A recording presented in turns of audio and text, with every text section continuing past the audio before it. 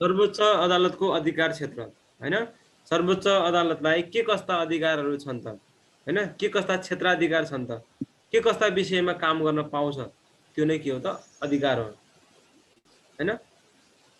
त्यो विषयमा छलफल गर्छौँ है।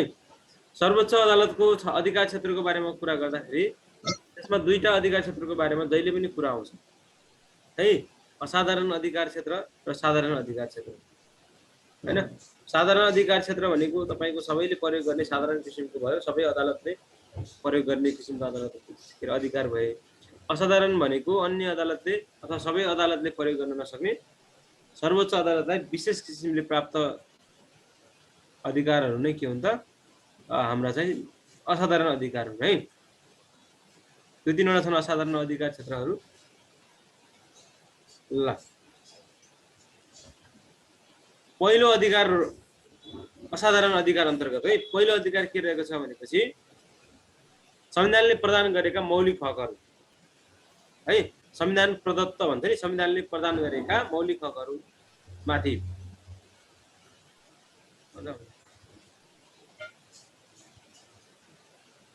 संविधानले प्रदान गरेका कुनै मौलिक हकमाथि हैन बन्देज लगाइएको छ वा अन्य कुनै कारणले कुनै कानुन यो संविधानसँग बाजिएको छ हैन, र त्यसको कुनै भाग वा प्रदेश सभाले बनाएको कुनै कानुन, संघीय संसदले बनाएको कुनै कानुनसँग बाजिएको छ हैन। पहिलो भनेको चाहिँ मौलिक हक अधिकारमाथि चाहिँ बन्देज लगाएको हैन, कुनै कानुन चाहिँ संविधानसँग बाजिएको छ र प्रदेश सभाले बनाएको कुनै कानुन चाहिँ संघीय संसदले बनाएको कुनै कानुनसँग चाहिँ बाजिएको छ, वा नगर सभा वा गाउँ सभाले बनाएको कुनै कानुन संघीय संसद वा प्रदेश सभाले बनाएको कुनै कानुनसँग बाजिएको छ भने त्यस्तो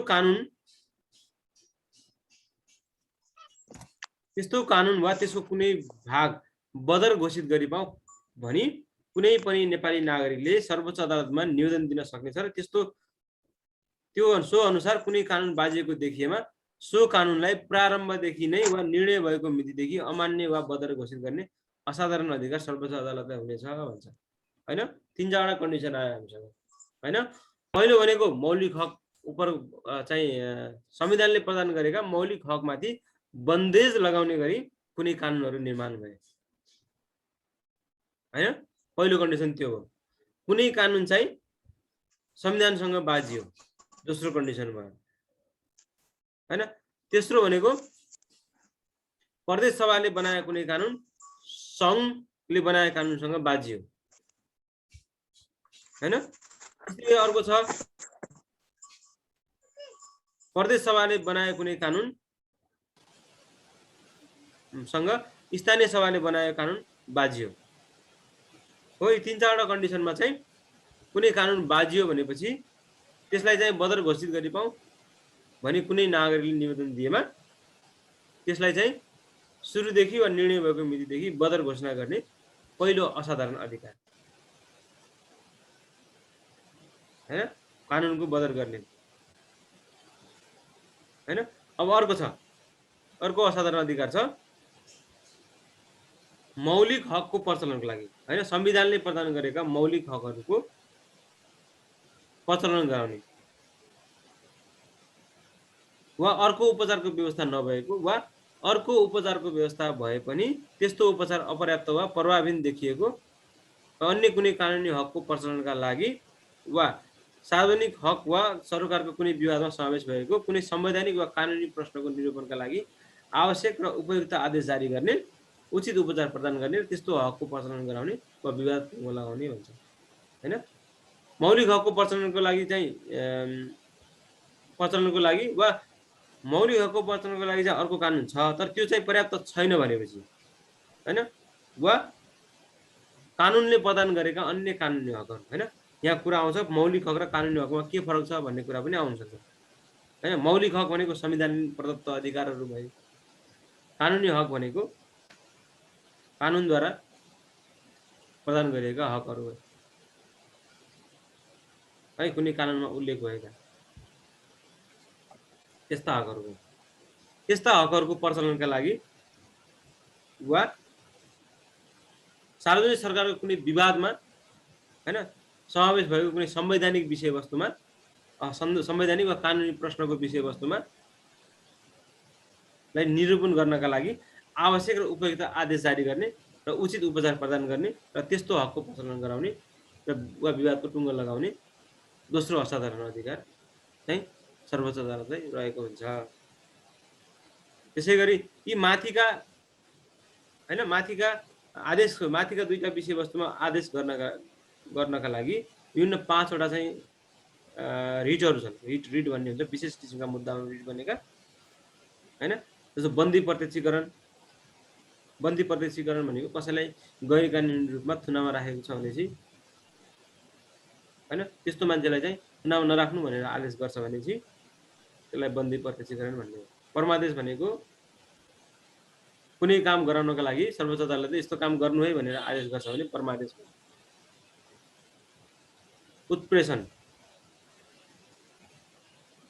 कुनै भइरहेको काम कुनै गैर कानुनी तरिकाले कुनै काम भइरहेछ भनेपछि त्यो कार्यलाई चाहिँ रोक्ने तत्कालका लागि रोक्ने र थप यस्तो गर्नु भनेर चाहिँ त्यो आदेश दिन्छ भने त्यो उत्प्रेषण भयो। त्यस्तै प्रतिषेध भनेको कुनै गैर कानुनी रूपमा भएको चाहिँ कार्यलाई रोक्नका लागि दिने आदेश।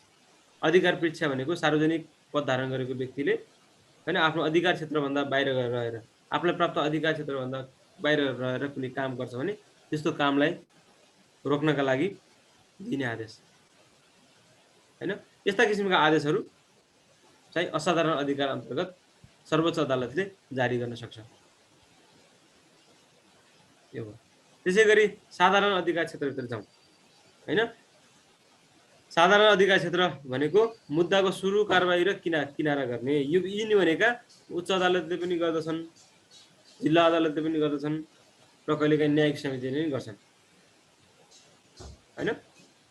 अब मुद्दाको सुरु कारबाही गर्ने भनेको मुद्दाको निवेदन लिने जसलाई हामी फिराद भन्छौँ, फिराद अथवा अभियोग पत्र भन्छौँ हैन। त्यो निवेदन लिने, सबुत प्रमाण बुझ्ने, साक्षी सरजीवन बुझ्ने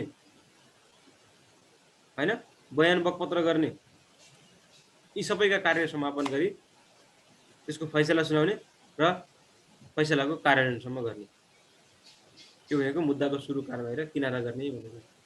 अर्को छ पुनरावेदन सुन्ने भनेको आफूभन्दा मातहतका अदालतमा सुरु कारबाही भएको मुद्दाको पुनरावेदन सुन्ने हैन। जस्तो उच्च अदालतमा कुनै मुद्दाको सुरु कारबाही भयो भनेपछि त्यसको पुनरावेदन कहाँ जाने हो त? सर्वोच्च अदालतमा। त्यहाँको फैसला चित्त बुझेन भनेपछि सर्वोच्च अदालतले पुनरावेदन सुनिदिने भयो। अर्को छ साधक जाँच्ने। साधक जाँच्ने भनेको कस्तो भनेपछि विशेष किसिमका केही मुद्दा छन् हैन, जसलाई चाहिँ मातहतका अदालतले चाहिँ फैसला गरेको र ती फैसला उपर चाहिँ पुनरावेदन नभएको अवस्थामा विशेष किसिमका मुद्दा छन् है। कति 3 वर्षभन्दा बढी कैद सजाय हुने, कति 10 वर्षभन्दा बढी कैद सजाय हुने, यस्तै किसिमका विभिन्न किसिमका मुद्दाहरू छन्। पुनरावेदन नपरेको केसमा विशेष किसिमका केही मुद्दा छन्। ती मुद्दाहरूमा चाहिँ पुनरावेदन नपरेको अवस्थामा त्यो मिसिलको चेक जाँच गर्ने कार्यलाई चाहिँ सबुत प्रमाण फैसला लगाएर विभिन्न त्यहाँ मिसिलमा संलग्न कागजातहरूको परीक्षण गर्ने कार्यलाई चाहिँ साधक जाँच्ने भन्छ है। साधक जाँच्ने, मुद्दा दोहोर्याउने भनेको सर्वोच्च अदालतमै जस्तो एक तहमा चाहिँ सदर भयो, जिल्ला अदालतमा चाहिँ सदर भयो, उच्चमा चाहिँ पुनरावेदन गर्दा चाहिँ त्यो चाहिँ फैसला फेरि चेन्ज भयो र त्यसलाई फेरि मुद्दा दोहोऱ्याउनु पर्यो भनेपछि सर्वोच्च अदालतले त्यसलाई दोहोऱ्याएर हेरिदिन्छ। त्यसलाई भन्छ मुद्दा दोहोऱ्याइ हेर्ने है। अर्को चाहिँ निवेदन सुन्ने वा आफ्नो फैसला वा अन्तिम आदेशको पुनरावलोकन गर्ने हैन। सर्वोच्च अदालतले आफैले सुरुमा हेरेको मुद्दालाई पनि फेरि पुनरावेदन गर्न सकिन्छ त्यहाँ। तर त्यस्तो अवस्थामा न्यायाधीश चाहिँ चेन्ज भएर बस्नुहुन्छ हैन। मानौ एउटा इजलासले यहाँ पटक पटक यहाँ मैले शब्द उच्चारण गर्छु इजलास अथवा बेन्च भनेर शब्द उच्चारण गर्छु। यो कस्तो भनेपछि यो भनेको अदालतहरुमा हुने सभा नै हो। तर न्याय निरूपणको सन्दर्भमा बसेको सभा नै हो। जहाँ वकिलहरू हुन्छन्, न्यायाधीशहरू हुन्छन्, अदालतका कर्मचारी हुन्छन्, आम नागरिक हुन्छ, सरकार मुद्दासँग सरकार भएका व्यक्तिहरू हुन्छन्। त्योलाई चाहिँ के भन्छ इजलास अथवा बेन्च भन्छ है।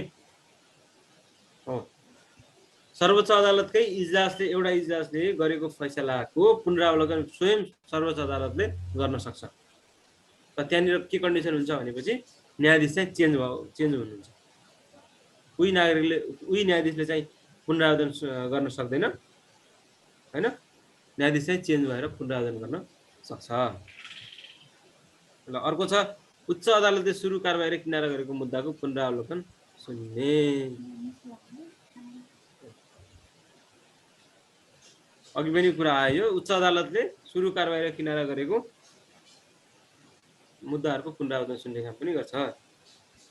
र अर्को छ संविधान र कानुनको व्याख्या सम्बन्धी प्रश्न समावेश भएको सार्वजनिक महत्त्वको विषय वा सर्वोच्च अदालतबाट निर्णय हुनु उपयुक्त छ भने उच्च अदालतले आफ्नो रायसहित सिफारिस गरेको मुद्दाको निरूपण गर्ने अधिकार सर्वोच्च अदालतमा हुनेछ भनेको छ।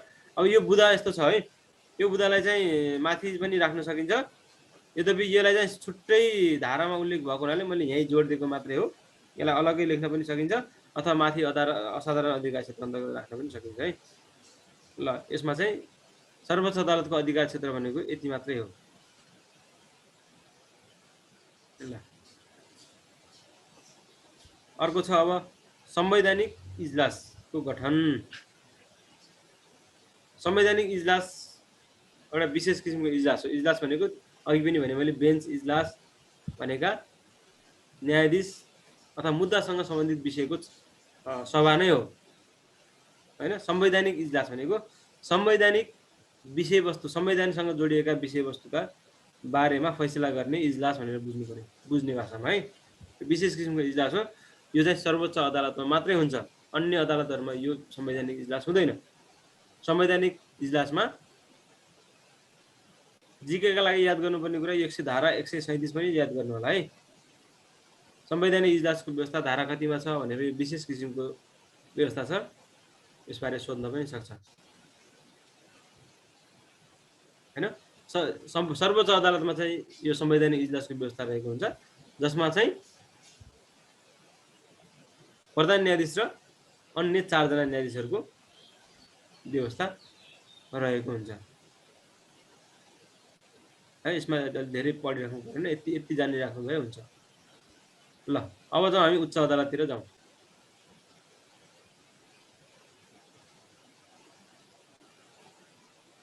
ल यहाँ माथि अधिकार क्षेत्रमा नबुझेको कुरा केही छ? छलफल गर्नुपर्ने विषय केही छ?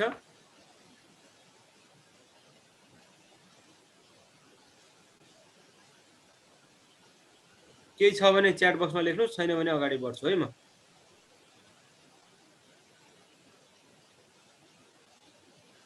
ल अर्को छ उच्च अदालत हैन। प्रत्येक प्रदेशमा चाहिँ उच्च अदालत एक उच्च अदालत हुन्छ हैन। न्यायपालिकाको संरचना अन्तर्गत मध्यम तहको संरचना उच्च अदालत हो हैन। 3 तह भनेको थियो हामीले। न्यायपालिका अन्तर्गत अदालतहरू 3 तहका हुन्छन् भनेको थियो हामीले। सर्वोच्च अदालत, उच्च अदालत र जिल्ला अदालत हुन्छन् भनेर हामीले भनेको थियौं। ती मध्येको बिचको तह एउटा भनेको के छ? उच्च अदालत।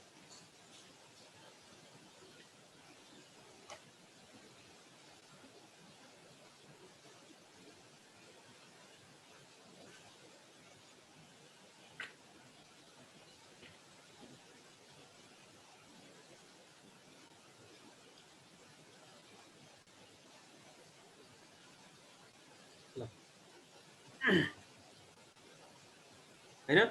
उच्च अदालतले के छ भनेपछि अब अदालतको अवहेलनाको सम्बन्धमा आफ्नो र आफू मातहतको अदालतमा चाहिँ अदालतको चाहिँ अवहेलनाको सम्बन्धमा चाहिँ के छ त मुद्दा चलाई सजाय गर्न सक्ने अधिकार प्रदान गरेको छ।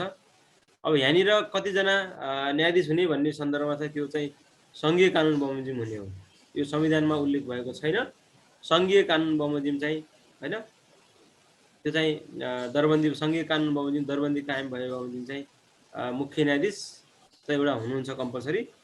उहाँ बाहेकका अन्य न्यायाधीश चाहिँ मुद्दाको चाप होइन, मुद्दाको सङ्ख्या बमोजिम चाहिँ अन्य न्यायाधीशहरूको चाहिँ सङ्घीय कानुनले व्यवस्था गरेको बमोजिम हुन्छ। संविधानमा चाहिँ यति नै न्यायाधीशहरू रहने भन्ने कुरा चाहिँ उल्लेख गरिएको छैन। ल उच्च अदालतका मुख्य न्यायाधीश हो तथा न्यायाधीशको नियुक्ति र योग्यता है, माथिको जुन सर्वोच्च अदालतको न्यायाधीश हुन लाग्ने योग्यता याद गर्नु भएको छ भने तिनै आधारमा प्यारलली कुराहरू आउने हुन् यसमा। त्यो याद छ भने यो पनि याद भइहाल्छ तुरुन्तै। ल अब कसरी नियुक्त हुन्छन् भन्ने सन्दर्भमा छ होइन। हामीले हिजो पनि भन्यौँ न्याय परिषदको सिफारिसमा प्रधान न्यायाधीशले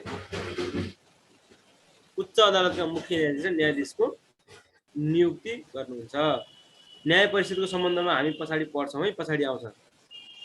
धारा 153 को कुरा छ, त्यो पछाडि आउँछ। को सदस्य हुन्छन् भन्ने कुरा पछाडि आउँछ। अहिले चाहिँ न्याय परिषद हुन्छ, एउटा परिषद हुन्छ भनेर बुझिराख्नुहोस्।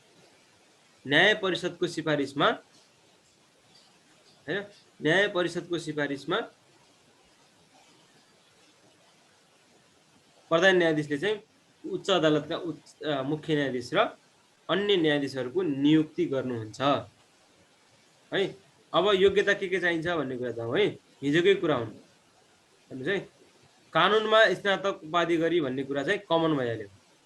जिल्ला न्यायाधीशको पदमा कम्तीमा 5 वर्ष काम गरेको हुनु पर्यो हैन। अघि हिजो अथवा अघि सर्वोच्च अदालतको न्यायाधीश हुनलाई चाहिँ उच्च अदालतमा चाहिँ 5 वर्ष काम गरेको हुनु पर्दथ्यो। अब यहाँ उच्च अदालतको न्यायाधीश हुनका लागि जिल्ला अदालतको न्यायाधीश पदमा कम्तीमा 5 वर्ष काम गरेको एउटा यो भयो। वा कानुनमा स्नातक उपाधि प्राप्त गरी वरिष्ठ अधिवक्ता वा अधिवक्ताको रूपमा कम्तीमा 10 वर्ष काम गरेको हुनुपर्ने हैन। 10 वर्ष निरन्तर वकालत गरेको वा कम्तीमा 10 वर्ष कानुनको अध्यापन अन्वेषण वा कानुन अन्वेषण गरेको हैन। 10 वर्षसम्म कानुनको विषयमा अध्यापन अन्वेषण र अनुसन्धान गरेको हुनु पर्यो। वा कानुन वा न्याय सम्बन्धी अन्य कुनै क्षेत्रमा निरन्तर काम गरेको हुनु पर्यो।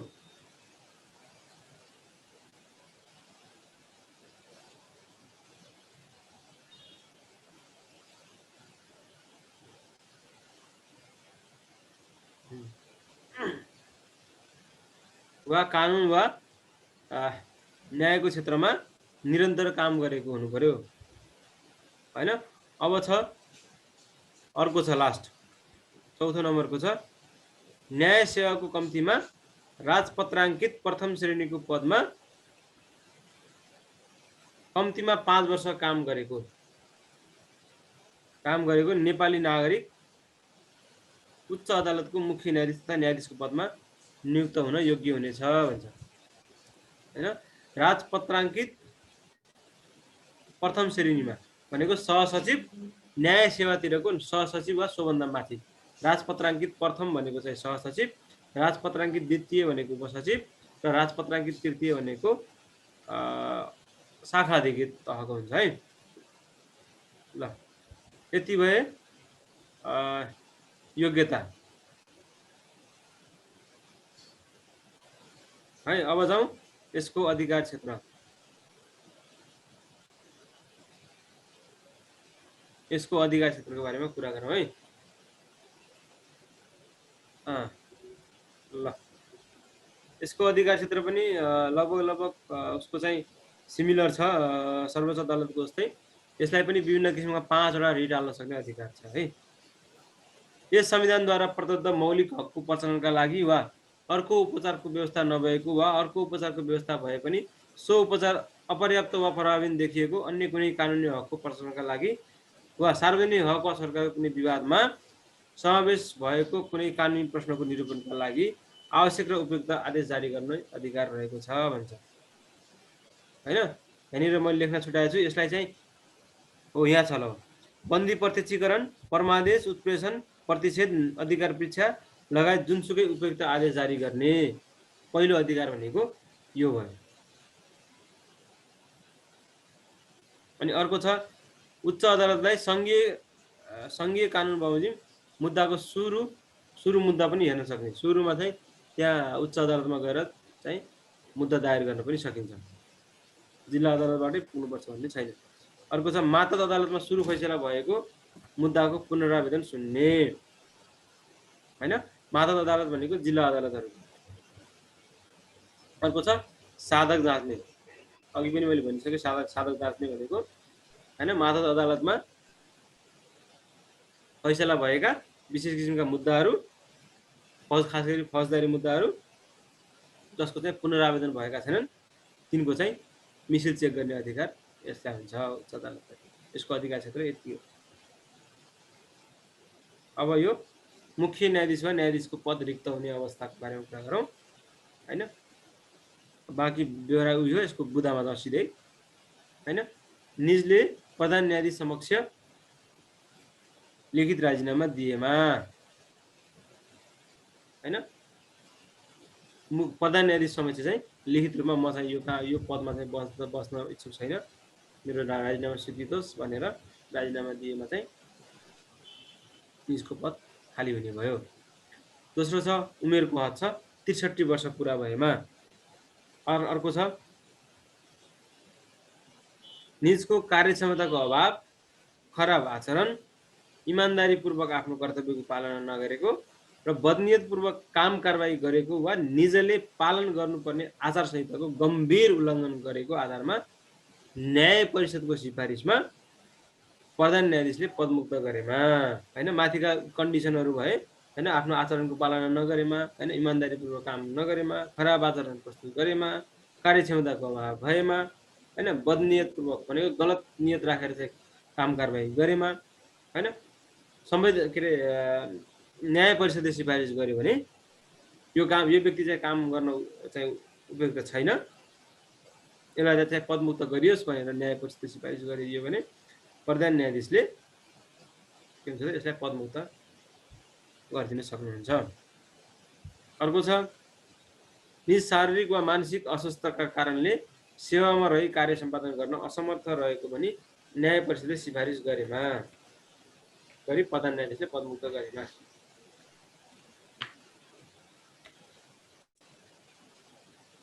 अर्थात् हैन शारीरिक वा मानसिक अस्वस्थ भएर चाहिँ न्याय सम्पादन गर्न सक्दैन है भनेर न्याय परिषदले सिफारिस गरिदियो भने प्रधान न्यायाधीशले पदमुक्त गरिदिनुहुन्छ र त्यसरी पनि निजको पद चाहिँ रिक्त हुन जान्छ। त्यसै गरी अर्को छ हाम्रो नैतिक पतनदेखि नै फौजदारी अभियोग गरेमा गरी अदालतबाट कसुर सजाय पाएमा हैन कुनै नैतिक पतनदेखि नै विभिन्न किसिमका फौजदारी अभियोग गरेमा चाहिँ गर्यो र त्यसमा चाहिँ अदालतले फैसला सुनायो उसलाई भनेपछि सजायको फैसला सुनाएमा पनि के हुन्छ त मुख्य न्यायाधीश वा न्यायाधीशको पद रिक्त हुन्छ है। अर्को छ मृत्यु भएमा यो मृत्यु भएमा चाहिँ सबैतिर आउँछ निजको चाहिँ कालगतिले मृत्यु भएमा पनि के हुन्छ त निजको स्थानको पद चाहिँ रिक्त हुन जान्छ। अब जाउँ हामी जिल्ला अदालत हैन के हुन्छ त हाम्रो प्रत्येक जिल्लामा हुन्छ जिल्ला अदालत भनेको प्रत्येक जिल्लामा हुने जिल्ला अदालत हैन। जस्तो कैलाली जिल्ला अदालत बर्दिया जिल्ला अदालत बाँकी जिल्ला अदालत हैन बैतडी जिल्ला अदालत यस्तै किसिमका।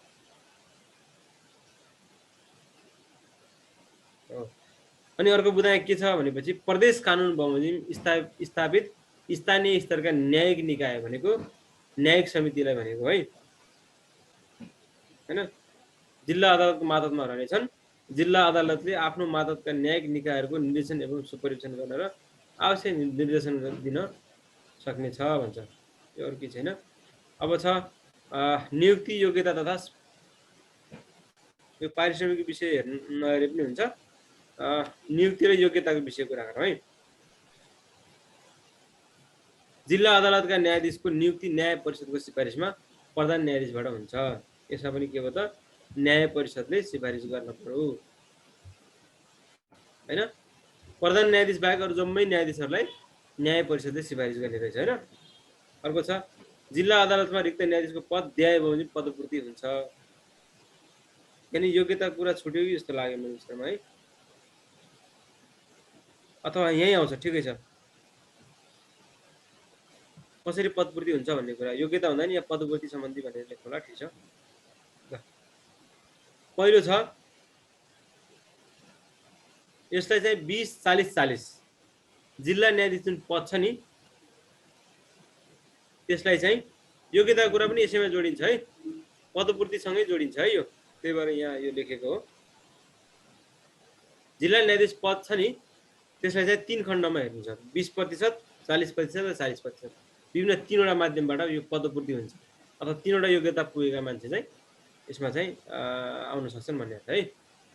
पहिलो छ पहिलो 20% हैन, 20% पदमा कानुनमा स्नातक उपाधि प्राप्त गरी न्याय सेवाको राजपत्राङ्कित द्वितीय श्रेणी पदमा कम्तीमा 3 वर्ष काम गरेका अधिकृतहरूमध्येबाट ज्येष्ठता, योग्यता र कार्यक्षमताको मूल्याङ्कनको आधारमा बढुवा हुने भन्छ हैन। पहिलो भनेको बढुवा हुने के त, ज्येष्ठता, योग्यता र कार्यक्षमताको आधारमा। कोबाट भन्दाखेरि उपसचिव स्तरका हैन। उपसचिव स्तरका भनेको राजपत्राङ्कित द्वितीय श्रेणीको पदमा कम्तीमा 3 वर्ष पुगिसकेका उपसचिवहरूमध्येबाट ज्येष्ठता, योग्यता र कार्यक्षमताको मूल्याङ्कनद्वारा बढुवा भएर 20% चाहिँ के हुन्छ, पदपूर्ति हुन्छ है। अर्को 40% अब है, 20-40-40 भनेको थिएँ मैले, अब 40% कुरा आउँछ है। ल 40% पदमा चाहिँ कानुनमा स्नातक उपाधि प्राप्त गरी न्याय सेवाको राजपत्राङ्कित द्वितीय श्रेणीको पदमा कम्तीमा 3 वर्ष काम गरेका अधिकृतहरूमध्येबाट खुला प्रतियोगितात्मक परीक्षाको आधारमा, यो इक्जाम लिएर हो, परीक्षा पास गरेर हो, आन्तरिक परीक्षा भनिन्छ यसलाई हैन। उपसचिव पदमा कम्तीमा 3 वर्ष काम गरिसकेका उपसचिवहरूमध्येबाट खुला प्रतियोगितात्मक परीक्षा हैन, परीक्षा सञ्चालन गर्ने र परीक्षामा प्राप्त योग्यताको आधारमा, मेरिटको आधारमा उनीहरूलाई सिफारिस गर्ने कुरा भयो है। अब अर्को छ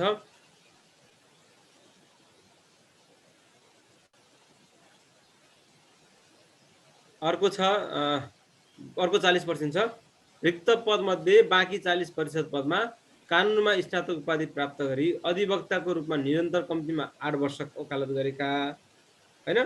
कानुनमा स्नातक उपाधि प्राप्त गरी न्याय सेवाको राजपत्राङ्कित पदमा कम्तीमा 8 वर्ष काम गरेका वा कानुनको अध्यापन, अन्वेषण वा कानुन वा न्याय सम्बन्धी अन्य कुनै पदमा निरन्तर कम्तीमा 8 वर्ष काम गरेका भन्छ हैन। अब यसमा 3टा कन्डिसन भयो। पहिलो भनेको अधिवक्ताको रूपमा 8 वर्ष काम गरेका, दोस्रो भनेको राजपत्राङ्कित पदमा 8 वर्ष काम गरेको हुनु पर्यो, भनेको अफिसर लेभलभन्दा माथि गएर दिन पाउने भयो हैन।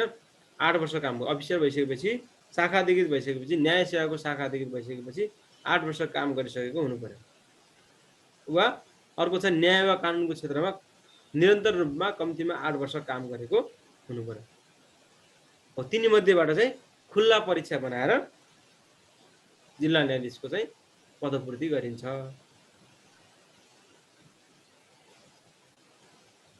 ल अब न्यायाधीशको जिल्ला न्यायाधीशको पद रिक्त हुने अवस्था छ। पहिलो छ राजीनामा दिएमा हैन, प्रधान न्यायाधीश समक्ष राजीनामा दिएमा भइहाल्यो।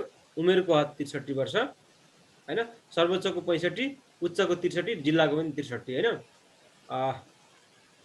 कार्यक्षमताको अभाव, खराब आचरण, इमानदारीपूर्वक आफ्नो कर्तव्यको पालना नगरेको, बदनियतपूर्वक काम कारबाही गरेको वा निजले पालन गर्नुपर्ने आचार संहिताको गम्भीर उल्लङ्घन गरेको आधारमा न्याय परिषदको सिफारिसमा प्रधान न्यायाधीशले पदमुक्त गरेमा भन्छ।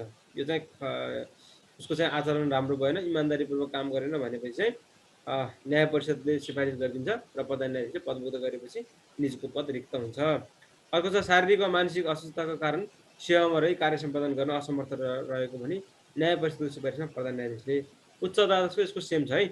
नैतिक पतनदेखि नै फौजदारी कसुरमा अदालतबाट सजाय पाएमा र निजको मृत्यु भएमा भन्छ। अब छ अधिकार क्षेत्र छ, सरस्वती जाउँ है। अधिकार क्षेत्रभित्रको पहिलो छ सुरु कारबाही र किनारा गर्ने होइन। आफ्नो अदालतमा आएका मुद्दाहरूको चाहिँ दर्ता गर्ने, त्यस सम्बन्धी चाहिँ सबुत प्रमाण बुझ्ने, साक्षी सजीवन बुझ्ने होइन, र यिनीहरूको चाहिँ फैसला गरिदिने र त्यसको चाहिँ फैसला कार्यान्वयन गर्ने कार्य गर्ने भयो। अर्को छ दुई किसिमका रिट छन्, बन्दी प्रत्यक्षीकरण र निषेधाज्ञा। दुई किसिमका निवेदनहरूमा पनि हेर्ने र त्यसको आदेश गर्न सक्छ। अर्को छ अर्धन्यायिक निकायले गरेको निर्णय उप कानुन बमोजिम पुनरावेदन सुन्ने भन्छ। अर्धन्यायिक निकाय भनेको मालपोतहरूले भयो होइन। अब त्यो न्यायिक समितिको पनि पुनरावेदन सुन्छ यसले, अनि जिल्ला प्रशासनका मुद्दाहरूको यिनीहरूको पनि के हुन्छ पुनरावेदन सुन्ने काम गर्छ। सुरु फैसला त्यहाँ भएका होइन तिनको चाहिँ पुनरावेदन सुन्ने काम गर्छ। अर्को छ प्रदेश कानुन बमोजिम गठित स्थानीय न्यायिक समितिले न्यायिक निकायले गरेका निर्णयको पुनरावेदन सुन्ने। न्यायिक समिति जस्तै अन्य कुनै गठन भयो भनेपछि तिनीहरूको पनि पुनरावेदन सुन्ने काम गर्छ। प्रदेश कानुन बमोजिम गठित स्थानीय स्तरका न्यायिक निकायले गरेको निर्णयको पुनरावेदन सुन्ने। यो सेम भएछ है, ठिकै छ ठिकै छ। अर्को छ आफू र आफ्नो मातहतका अदालतहरूको न्याय सम्पादनको कार्यमा कसैले अवरोध गरेमा वा आदेश वा फैसलाको अवज्ञा गरेमा सङ्घीय कानुन बमोजिम अवहेलना अथवा अदालतको अवहेलना होइन को विषयमा पनि यसरी मुद्दा चलाउन सक्नेछ भन्ने कुरा यसको अधिकार क्षेत्र भयो। अब अघि हामीले कुरा गरिरहेको धारा 153 को न्याय परिषद र न्याय सेवा आयोग, 154 को न्याय सेवा आयोग, दुईटा महत्त्वपूर्ण छन्, यिनको बारेमा छलफल गरौँ है। न्याय परिषद रहेको छ न्यायाधीशको नियुक्ति, याद गर्नुहोस् है, न्यायाधीशको नियुक्ति, सरुवा, अनुशासन सम्बन्धी कारबाही, बर्खासी वा न्याय प्रशासन सम्बन्धी अन्य विषयको सिफारिस गर्न वा परामर्श दिने एउटा न्याय परिषद रहनेछ भन्छ होइन, जसमा न्याय बमोजिमका सदस्यहरू रहनेछन् भन्ने कुरा भयो होइन। हामीसँग समय सकिँदैछ, हामी फेरि जोइन हुन्छौँ है। यसलाई चाहिँ हामीले सघाउनुपर्छ आज न्याय परिषद के अरे न्याय परिषद र न्याय सेवा आयोगलाई। पहिलो छ प्रधान न्यायाधीश होइन, प्रधान न्यायाधीश चाहिँ अध्यक्षको रूपमा रहनुहुन्छ न्याय परिषदमा। अर्को छ सङ्घीय कानुन तथा न्याय मन्त्री होइन, सङ्घीय कानुन तथा न्याय मन्त्री चाहिँ सदस्यको रूपमा रहनुहुन्छ। अर्को छ सर्वोच्च अदालतका वरिष्ठतम न्यायाधीश एकजना होइन, सर्वोच्च अदालतका न्यायाधीशहरूमध्ये सबभन्दा वरिष्ठ व्यक्तित्वलाई एकजना सदस्यको रूपमा रहनुहुन्छ। अर्को छ राष्ट्रपतिले प्रधानमन्त्रीको सिफारिसमा नियुक्त गरेको एकजना कानुनविद होइन, कानुनविदहरूमध्येबाट प्रधानमन्त्रीको सिफारिसमा राष्ट्रपतिले नियुक्त गरेको व्यक्ति एकजना हुनुहुन्छ। अर्को छ नेपाल बार एसोसिएसनको सिफारिसमा राष्ट्रपतिद्वारा नियुक्त कम्तीमा 20 वर्षको अनुभव प्राप्त वरिष्ठ अधिवक्ता वा अधिवक्ता होइन। बार एसोसिएसन भनेको वकिलहरूको एउटा सङ्गठन हो है, राष्ट्रिय सङ्गठन हो। यसले चाहिँ एकजना व्यक्तिलाई सिफारिस गर्छ, अधिवक्ताहरूलाई, वरिष्ठ अधिवक्तालाई होइन, र सोलाई चाहिँ राष्ट्रपतिले नियुक्त गर्नुहुन्छ। त्यो चाहिँ सदस्यको रूपमा रहनुहुन्छ। 1 2 3 4 5 जना चाहिँ न्याय परिषदमा हुनुहुन्छ। अर्को छ न्याय सेवा आयोग होइन, न्याय सेवा आयोग है, न्याय सेवा आयोग छ। यसले चाहिँ न्याय सेवाको राजपत्राङ्कित पदमा नियुक्ति गर्दा, राजपत्राङ्कित पद भनेको शाखा अधिकृत भन्दा माथिल्लो पोस्ट है। राजपत्राङ्कित पदमा नियुक्ति, सरुवा बढुवा गर्दा वा त्यस्तो पदमा बहाल रहेको कुनै कर्मचारीलाई विभागीय सजाय गर्दा न्याय सेवा आयोगको सिफारिस बमोजिम हुनेछ।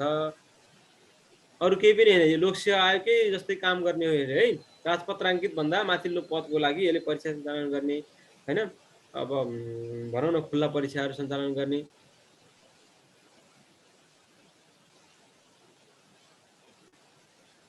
ल धारा 154 मा न्याय सेवा आयोग, धारा 153 मा चाहिँ न्याय परिषद, धारा 154 मा न्याय सेवा आयोग हैन, यसले के गर्छ भनेपछि शाखा न्याय सेवाको शाखा अधिकृत भन्दा माथिल्लो राजपत्राङ्कित भन्दा माथिल्लो भनेको छ यसले शाखा अधिकृत भन्दा माथिल्लो पदमा नियुक्ति गर्दा सरुवा गर्दा वा त्यस्तो पदमा बहाल रहेको कुनै कर्मचारीलाई सजाय गर्दा यसले सिफारिस गर्छ हैन।